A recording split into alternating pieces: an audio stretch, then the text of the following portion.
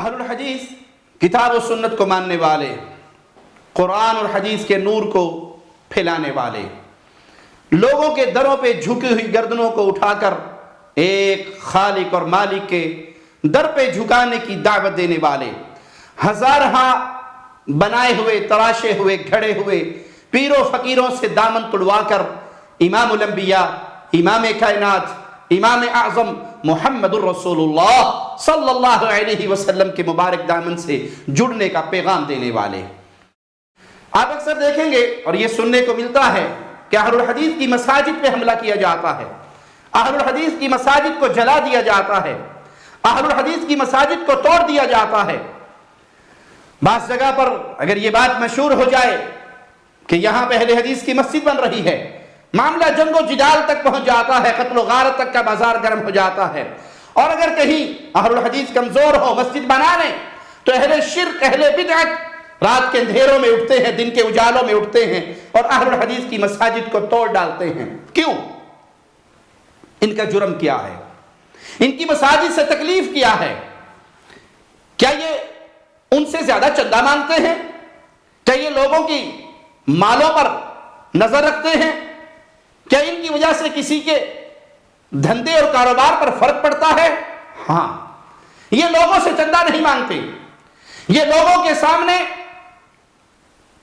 فریادیں اور بھیکیں نہیں مانگتے، ان کی نظر لوگوں کی جیبوں پر نہیں، اور یہ انہیں پیغام دیتے ہیں لوگوں پوجنا ہے تو پوجا کا سارا حق عرش والے اللہ کا ہے، پوجا کا طریقہ پوچھنا ہے تو فرما برداری کا سارا حق، پیروی کا سارا حق امام الانبیاء، امام کائنات محمد کریم صلی اللہ علیہ وسلم کا ہے۔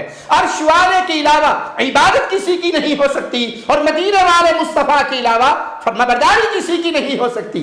یہ پیغام ہے جو مساجد اہل الحدیث کے منبر محراب سے بلند ہوتا ہے، اور اس پیغام سے اہل شرک کے دھندے بند ہوتے ہیں، ان کے سالانے بند ہوتے ہیں، ان کے نذرانے بند ہوتے ہیں، ان کے عرس بند ہوتے ہیں، ان کے قدموں میں گرنے والی وہ پیشانیاں رک جاتی ہیں، اور وہ توبہ کر کے ایک اللہ کے سامنے جھکنے کا اقرار کرتی ہیں۔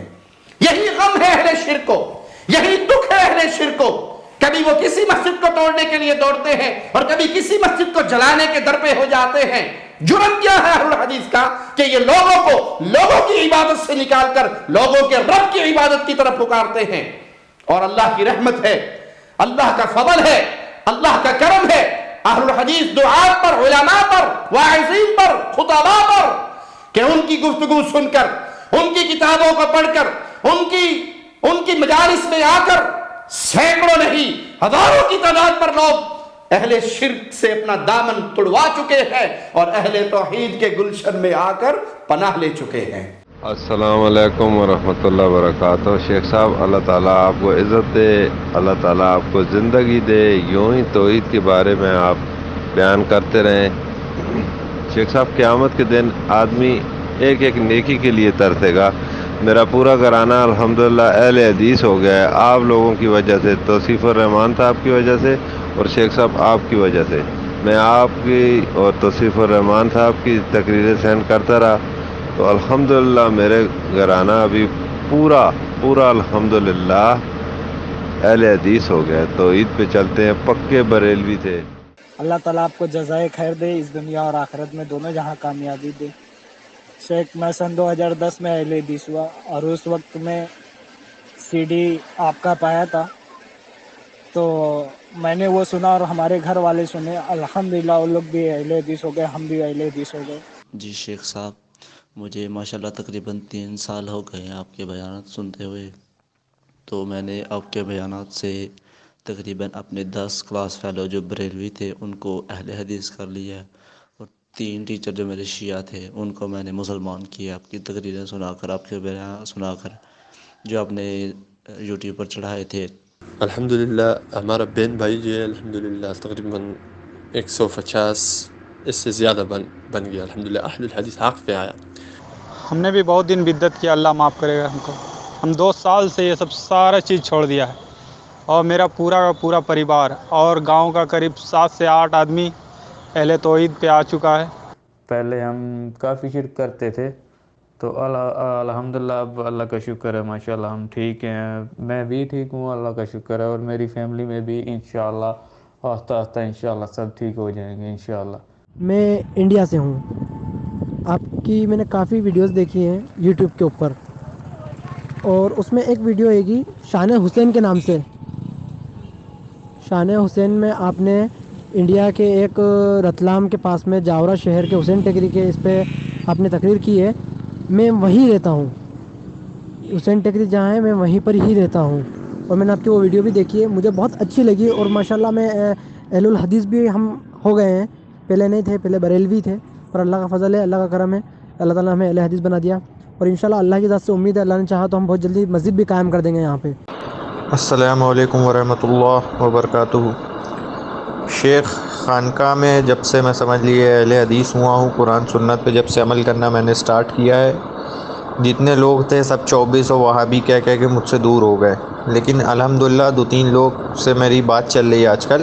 آپ کے بیان سن کر اللہ کے فضل و کرم سے ہم بھی جو ہے اللہ کی توحید جان چکے ہیں، انشاءاللہ تعالی اہل حدیث ہیں۔ یہی تکلیف ہے، یہی غصہ ہے، یہی سبب بنتا ہے مساجد کو توڑنے کا۔ اور یاد رکھیے، یہ مسجدوں کو توڑنے والے قبر پرست، ان کے بزرگوں نے ان کو تعلیم ہی یہ دی ہے، ان کو درس ہی یہ دیا ہے، ان کو سمجھایا ہی یہ ہے۔ احمد رضا خان بریلوی کی ملفوظات کو دیکھ لیجئے، سائل ان سے سوال کرتا ہے وہابیہ کی نماز، ان کی اذان اور ان کی مسجد کے بارے میں کیا کہتے ہیں؟ کہا نہ ان کی اذان ہے، نہ ان کی نماز ہے۔ ان کی مسجد کے بارے میں پوچھا گیا کیا حکم ہے؟ کہ کفار کی مسجد گھر کی طرح ہے۔ یہ تکفیری احمد رضا خان بریلوی جو اپنے علاوہ باقی مسلمانوں کو کافر جانتا تھا، اس نے اپنے ماننے والوں کو درس یہ دیا ہے کہ وہابی یہ نام ہمارا نہیں ہے، ہم نے اپنا یہ نام رکھا نہیں ہے، دشمنوں نے ہمارے اوپر اسلام کو چسپا کیا، جس کو ہم اس تعویل کے ساتھ قبول کرتے ہیں کہ اللہ کے پیارے ناموں میں الوہاب ایک نام ہے، اور الوہاب کے ماننے والوں کو وہابی کہا جاتا ہے۔ ہم نہیں کہتے، تمہارا پیر نصیر الدین گولڑے والا بھی کہتا ہے کہ وہابی وہ ہوتا ہے جو وہاب سے مانتا ہے اور وہاب کی عبادت کرتا ہے۔ ہم اس الوہاب کے ماننے والے ہیں۔ اب ذرا سے ہٹ کر کوئی بول دے یہ تو وہابی ہو گیا ہے، یہ توحید بیان کرتا ہے، یہ وہابی ہے، تے نبی ساری عمر توحید بیان کرنے رہے، انہاں کے آکسو